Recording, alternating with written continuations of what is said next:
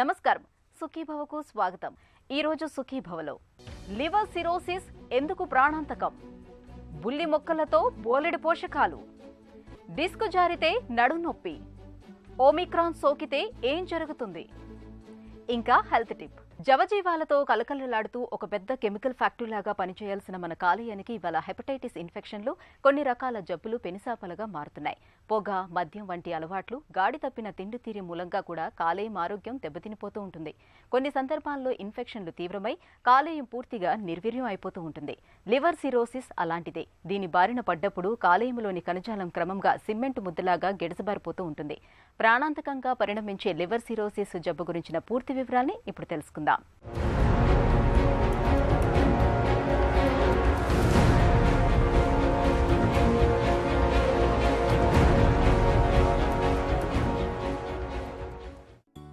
కాలేయం మన శరీరంలో అతిపెద్ద chemical factory.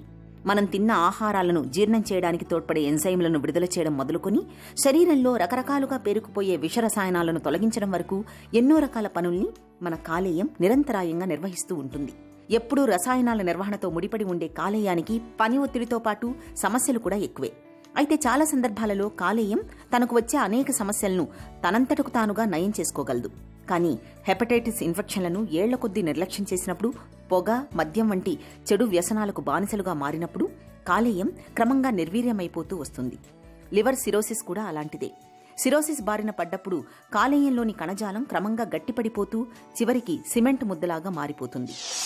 Cirrhosis of liver అనగా లివరు నార్మల్గా స్పాంజ్ లాగా మెత్తగా ఉండే ఆర్గాన్. 600కి పైగా ఫంక్షన్స్ ఈ లివర్ అనేది మన శరీరంలో చేస్తుంది. అందులో జీర్ణ ప్రక్రియ కానీ, మన ఫ్యాట్ని కానీ, కార్బోహైడ్రేట్స్ని కానీ, మెటబలైజేషను, మన డైజెషన్కి హెల్ప్ చేయటం, ఇలా రకరకాల 600 ఫంక్షన్స్ పైగా లివర్ చేస్తుంది. అండ్ స్ట్రక్చరల్గా చూస్తే లివర్ అనేది చాలా సాఫ్ట్గా ఒక దూది పింజంలాగా ఉంటుంది.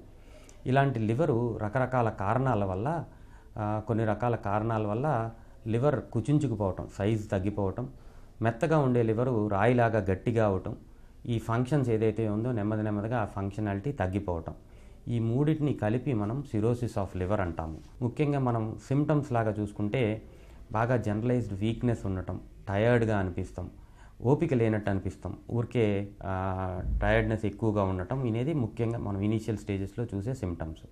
నెమ్మదిగా ఈ లివర్ సిరోసిస్ యొక్క కాంప్లికేషన్స్, లివర్లోకి వచ్చే రక్తనాళాల మీద ప్రెషర్ పెరుగుతాం వల్ల ఈ కడుపు లోపల నీరు చేరుకుని అసైటిస్ అంటారు, ఫ్లూయిడ్ అక్యుములేట్ అవుతుంది. కాళ్ళు వాపులు వచ్చి అక్కడ కూడా నీరు చేరుకోవడం వల్ల కాళ్ళు వాపులు వస్తాయి. తర్వాత ఈ రక్తనాళాల మీద ప్రెషర్ ఎక్కువగా ఉండటం వల్ల అన్నవాహికలో ఉన్న రక్తనాళాలు ఉబ్బిపోయి ఈసోఫేజియల్ వ్యారసెస్ అంటారు. కొన్నిసార్లు అది చిట్లి రక్తవాంతిలాగా అవటం, లేదంటే మోషన్ నల్లగా అవటం, ఇవన్నీ సిరోసిస్ యొక్క కాంప్లికేషన్స్. ఈ లక్షణాలతో ప్రజెంట్ అయ్యే అవకాశం చాలా ఎక్కువగా ఉంటుంది ఇనీషియల్ స్టేజెస్లో.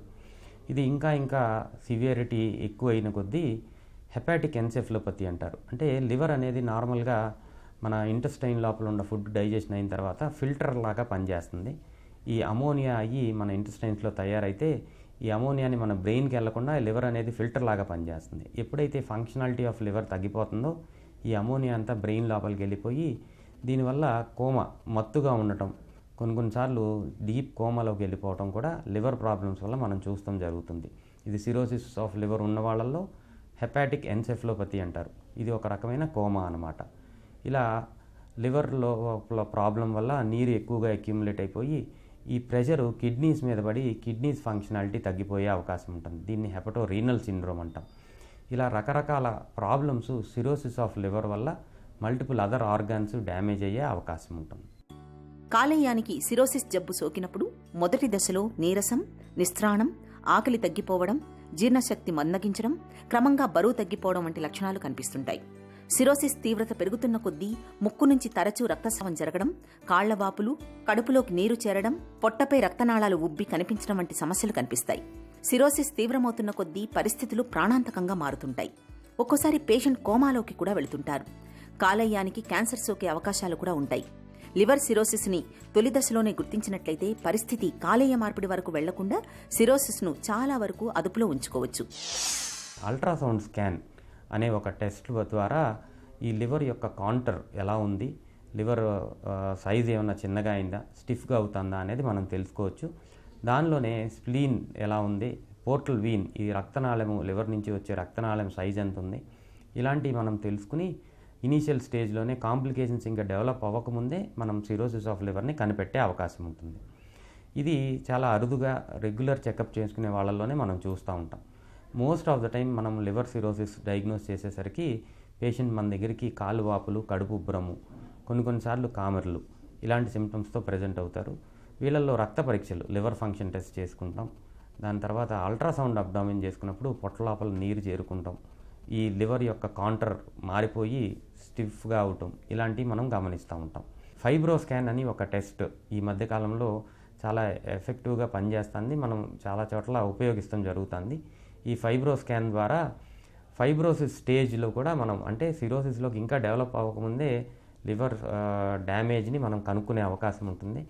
ఈ కారణాన్ని మనం ఆ స్టేజ్లో కనుక్కుంటే, ఏ కారణం చేత లివర్కి డ్యామేజ్ జరుగుతుంది అని మనం కనుక్కోగలిగితే, ఆల్కహాల్ అయితే కంప్లీట్గా ఆల్కహాల్ అబ్స్టినెన్స్ ఆపేస్తాం, కొన్ని మందులు వాడటం వల్ల రివర్స్ అయ్యే అవకాశం చాలా ఎక్కువగా ఉంటుంది.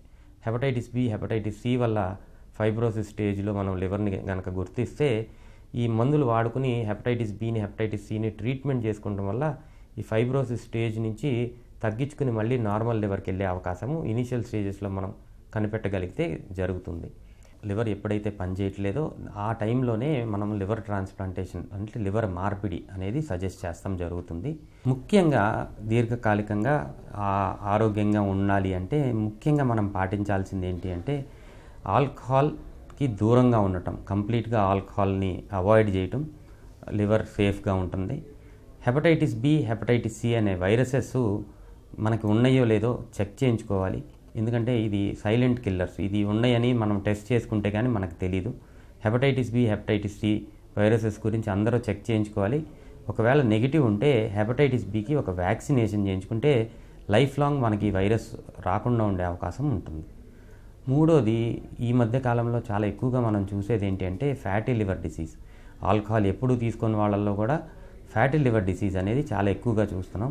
అన్కంట్రోల్ డయాబెటీస్ ఉన్నవాళ్ళు, బాగా లావుగా ఉండేవాళ్ళు, సెడెంటరీ లైఫ్ స్టైల్, ఎక్కువగా ఎక్సర్సైజ్ కానీ వాకింగ్ ఇలాంటి ఏమీ చేయకుండా సిట్టింగ్ వర్క్ చేసే వాళ్ళలో ఈ ఫ్యాటీ లివర్ డిసీజ్ అనేది మనం ఎక్కువగా చూస్తున్నాం. ఈ ఫ్యాటీ లివర్ డిసీజ్ అనేది దీర్ఘకాలికంగా ఉంటే నెమ్మదిగా ఇది లివర్ సిరోసిస్కి వచ్చే అవకాశం ఉంటుంది. So most important things avoid చేయాల్సింది ఏంటి అంటే మనం ఆల్కహాల్ కంప్లీట్గా అవాయిడ్ చేయాలి. హెపటైటిస్ బి, హెపటైటిస్ సి గురించి టెస్టింగ్ చేసుకోవాలి. హెపటైటిస్ బి వ్యాక్సిన్ చేయించుకోవాలి. ఫ్యాటీ లివర్ రాకుండా రెగ్యులర్ ఎక్సర్సైజు అండ్ డైట్లో ఫ్యాటీ ఫుడ్స్, ఆయిలీ ఫుడ్స్ ఇవన్నీ అవాయిడ్ చేసుకుంటాం. రెగ్యులర్ ఎక్సర్సైజ్ చేయటం, పండ్లు కాయగూరలు రెగ్యులర్గా తీసుకుంటాం. ఇవన్నీ మోస్ట్ కామన్ కాజెస్. మన లివర్ని మనం కాపాడుకోవాలి, ఈ జాగ్రత్తలు తీసుకుంటే జరుగుతుంది. Prevention is better than cure. ఈ నానుడి కాలేయ క్యాన్సర్ విషయంలో 100కి 100 పాళ్లు వర్తిస్తుంది.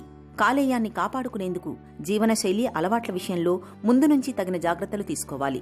మద్యాన్ని మితంగా తీసుకోవడం లేదంటే పూర్తిగా మానుకోవడం చాలా ఉత్తమం.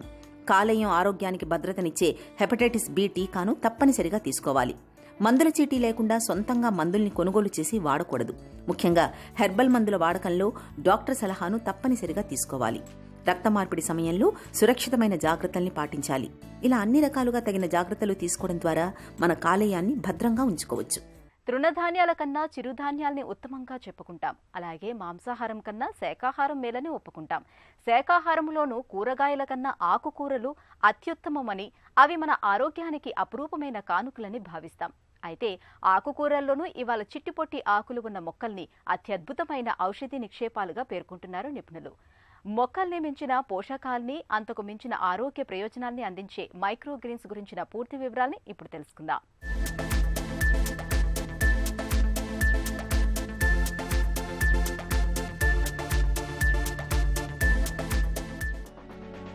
మొలకల కన్నా పెద్దగాను, ఆకుల కన్నా బాగా చిన్నగాను ఉండే మైక్రోగ్రీన్స్లో కే, ఈ, సి విటమిన్లతో పాటు కెరోటినాయిడ్లు 4 నుంచి 6% ఎక్కువని పరిశోధనల్లో ఇప్పటికే స్పష్టమయ్యింది. క్యాబేజీ, తోటకూర, ముల్లంగి వంటి మైక్రోగ్రీన్స్లో ఆయా ఆకుల్లో కన్నా ఎక్కువ పోషకాలు లభిస్తాయట. ఉదాహరణకు క్యాబేజీలో కన్నా మైక్రో క్యాబేజీ ఆకుల్లో విటమిన్ ఈ 4 రెట్లు, సి విటమిన్ 6 రెట్లు ఎక్కువ. ఎర్ర తోటకూరలో కే విటమిన్ శాతం ఎక్కువగా ఉంటే ముల్లంగి ఆకుల్లో ఫోలిక్ ఆమ్లం, జింక్, నియాసిన్లు అత్యధికంగా ఉంటాయి.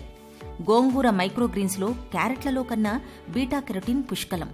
అలాగే కొత్తిమీర కన్నా లేలేత కొత్తిమీరలో ల్యూటెన్, బీటా కెరటిన్లు 3 రెట్లు అధికం.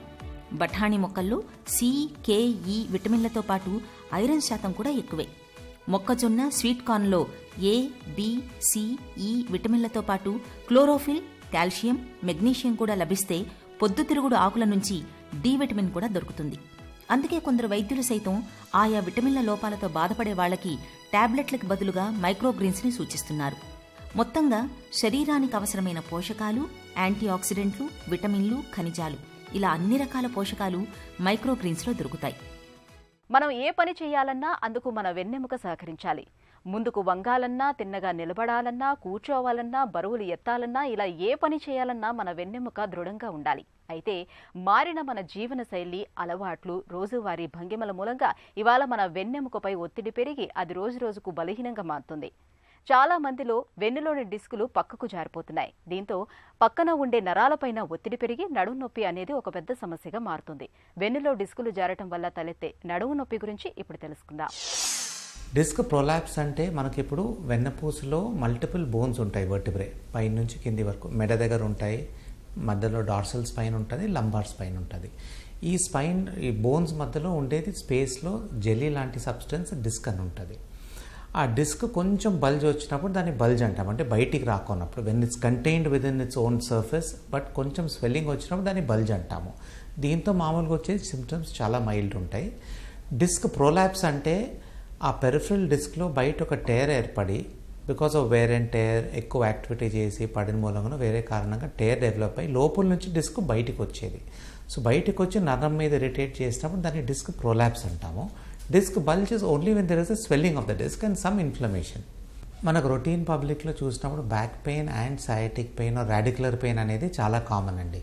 మనం అట్లీస్ట్ ఒక డైలీ మనం చూసే పేషెంట్స్లో హార్డ్లీ 5% to 2%, 3% పేషెంట్స్కి సర్జరీ అవసరం పడుతుంది. 95 to 98% పేషెంట్స్కి మందులతో, ఫిజియోథెరపీతో, బ్యాక్ పోస్చర్ ఎక్సర్సైజెస్తో ఈ కంట్రోల్ క్యూర్ చేసుకోవచ్చు. మనం సింపుల్ ఇన్వెస్టిగేషన్స్ విత్ అన్ ఎక్స్రేతో మనకు డిస్క్ బల్జ్ ఎంత ఉందో తెలియదు, కానీ కొంతమందికి నొప్పి ఇనీషియల్గా స్టార్ట్ అయినప్పుడు మనం ఎక్స్రే కానీ తీపియము, మందులు ఇచ్చి 15 days చూస్తాము. బ్యాక్ పెయిన్ వచ్చినా, లెగ్ పెయిన్ వచ్చినా ఒక 15 days చూసి నొప్పి తగ్గకపోతే అప్పుడు మనం ఎక్స్రే తీసి దెన్ లేటర్ ఆన్ ఎంఆర్ఐ చేస్తాము. Unless the pain is mild. Severe pain వచ్చినప్పుడు, కొంతమందికి సడన్గా లిఫ్ట్ చేసినప్పుడు, బరువులు ఎత్తినప్పుడు, ఏమైనా స్పోర్ట్స్ ఆడినప్పుడు, ఏమైనా సూట్ కేసు ఎత్తినప్పుడు సడన్ సివియర్ పెయిన్ వచ్చి, బొత్తిగా సివియర్ పెయిన్ ఉండి, కాళ్ళ వీక్నెస్ ఉండి, తిమిర్లు ఎక్కువ ఉండి, పైనుంచి నొప్పి ఎక్కువ ఉండి ఇమీడియట్గానే ఎంఆర్ఐ చేస్తాము.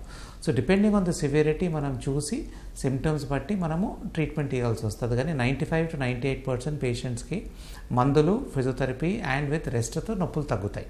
కొంతమందికి నర్వ్ వీక్నెస్ ఉన్నప్పుడు, కాళ్ళలో వీక్నెస్ వచ్చినప్పుడు అప్పుడు మనం సర్జరీ చేయాల్సి వస్తుంది. Maintaining a healthy diet, exercising, doing not only knee exercises and leg exercises but even exercises నడుంకి, మెడకి, యోగా లాంటివి, ఫిజియోథెరపీ చెప్పి ఎక్సర్సైజ్ చేసుకునేది and taking care of your posture. All these are very important. మనకు disc problems neck దగ్గర, back దగ్గర రాకోకుండా చూసుకుంటాయి. Omicron variant శరవేగంగా విస్తరిస్తోంది. వ్యాధి నిరోధకతను ఏమారుస్తూ అందరికీ సోకుతుంది. వ్యాక్సిన్ వేసుకున్న వారిని సైతం వదలటం లేదు. మరోవైపు ఓమిక్రాన్ మైల్డ్ వేరియంట్ అని, దీంతో పెద్దగా ప్రమాదం లేదని, ఆసుపత్రిలో చేరాల్సినంత అవసరం ఏర్పడదనే వాదనలు వినిపిస్తున్నాయి. అయితే డెల్టా వైరస్తో పోలిస్తే దీని లక్షణాలు, పోకడలు కాస్త భిన్నంగానే ఉంటున్నాయి. ఈ నేపథ్యంలో ఓమిక్రాన్ సోకితే ఏం జరుగుతుందో, దీని బారిన పడ్డప్పుడు ఏం చెయ్యాలో, ఎప్పుడు వైద్య సాయం అవసరం అవుతుందో డాక్టర్ని అడిగి ఇప్పుడు తెలుసుకుందాం.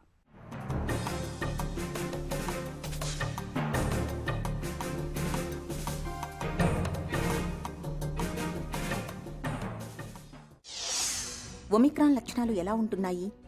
అప్పర్ రెస్పిరేటరీ సింప్టమ్స్ ఉంటాయి. అంటే మనకు దగ్గు, మైల్డ్గా ముక్కు బ్లాక్ అవ్వడము, నేజల్ స్టఫినెస్ అంటాము, రన్నింగ్ నోస్, మన కోల్డ్లో ఎలా ఉంటాయి సిమ్టమ్స్ అలా ఉంటాయి. ప్లస్ ఫీవర్, కొంతమంది చలి వచ్చి ఫీవర్ వస్తుంది. దెన్ బాడీ పెయిన్స్ ఉంటున్నాయి. ఎక్స్ట్రీమ్ వీక్నెస్ చాలా మందికి ఉంటుంది, వీక్నెస్ ఫెట్టిగ్ అంటున్నారు. తర్వాత థ్రోట్లో ఇచ్చింగ్ లాగా, థ్రోట్ ఇరిటేషన్ లాగా ఉంటుంది, మైల్డ్ ఇరిటేషన్. థ్రోట్ లాగా అంత ఫీవర్ ఉండకపోవచ్చు పెయిన్, కానీ బట్ మైల్డ్ ఇరిటేషన్ లాగా, ఇచ్చింగ్ లాగా ఉంటుంది. తర్వాత అది చెప్పిన బాడీ పెయిన్స్ ఉంటుంది. కొంతమందికి బ్రెత్లెస్నెస్ ఇనిషియల్గా రావడము, గిడ్డినెస్, డిజీనెస్ రావడము అవి ఉంటున్నాయి. బట్ మెజారిటీ అప్పర్ రెస్పిరేటరీనే ఉంటాయి. జలుబు, దగ్గు, mild cough, throat irritation, fever, chills, body pains.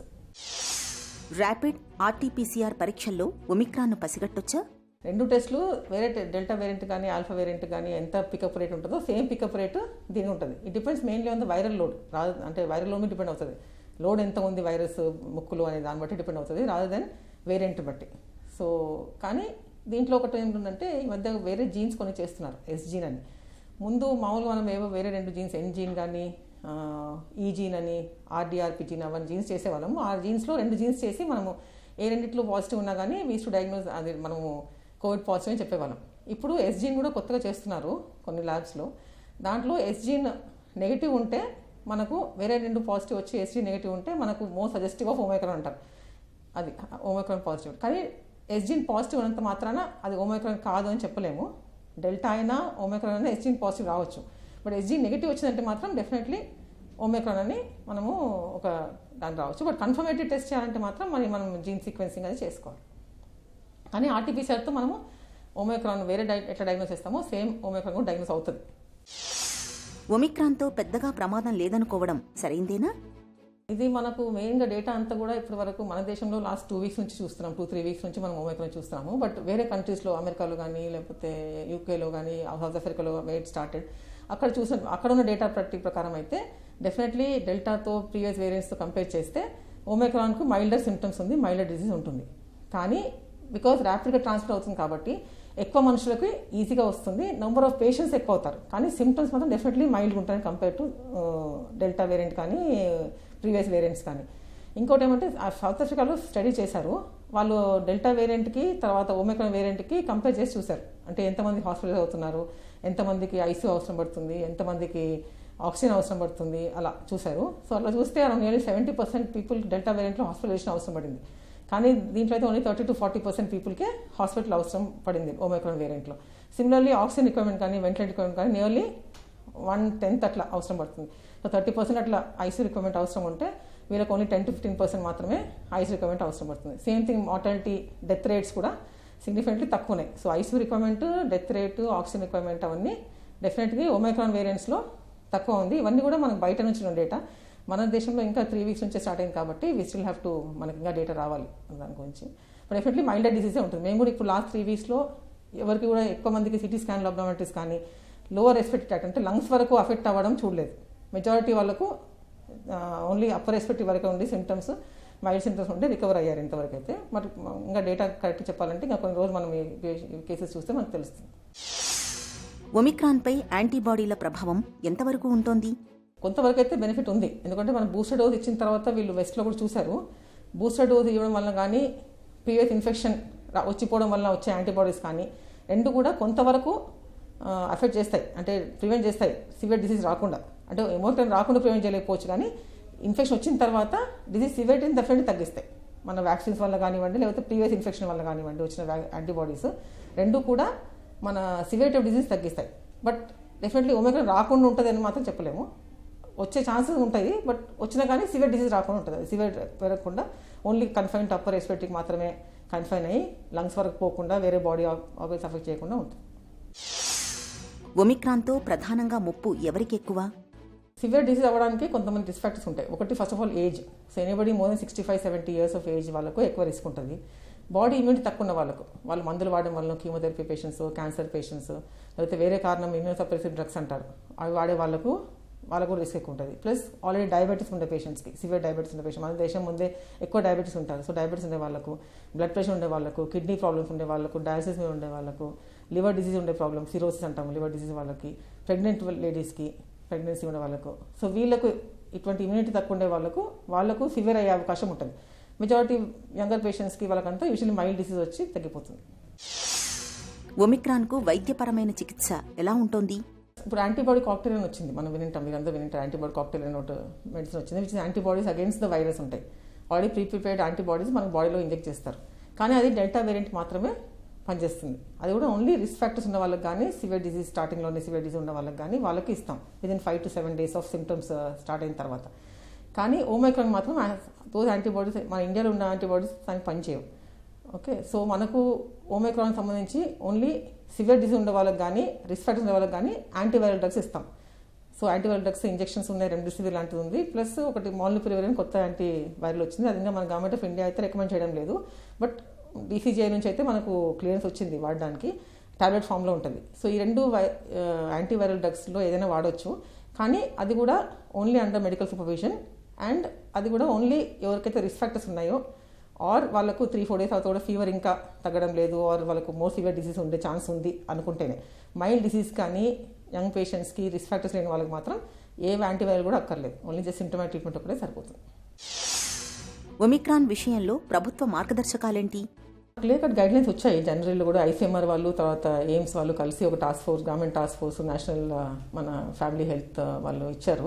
Mild symptoms ఉన్న వాళ్ళకి కానీ ఆర్ సింటమాటిక్ వాళ్ళకి కానీ వాళ్ళంతా ఇంట్లో ఉండి మేనేజ్ చేసుకోవచ్చు సింటమాటిక్ ట్రీట్మెంట్తో, విత్ క్లోజ్ మానిటర్ చేసుకుంటూ ఉండాలి. ఇంట్లో మన ఆక్సిజన్, మన టెంపరేచర్ మానిటర్ చేసుకుంటూ ఉండాలి. కొంచెం సివియర్ డిసీజ్ ఉన్నా, ఏమైనా కొత్త సింటమ్స్ వచ్చా కానీ వెంటనే డాక్టర్ దగ్గరికి వెళ్ళి అక్కడ వాళ్ళ అడ్వైస్ ప్రకారం ట్రీట్మెంట్ తీసుకోవాలి. ఓమిక్రాన్తో పెద్దగా ప్రమాదం లేదని నిర్లక్ష్యంగా ఉండటం సరికాదు. ప్రతి ఒక్కరూ వ్యాక్సిన్ తప్పనిసరిగా తీసుకోవాలి. ముఖ్యంగా వృద్ధులకు, దీర్ఘకాలిక జబ్బులతో బాధపడేవారు బూస్టర్ డోసును సైతం తీసుకోవటం మేలు. వ్యాక్సిన్లు తీసుకున్నప్పటికీ కోవిడ్ జాగ్రత్తలు పాటించాలి. ఒక చిన్న చిట్కా మీకోసం.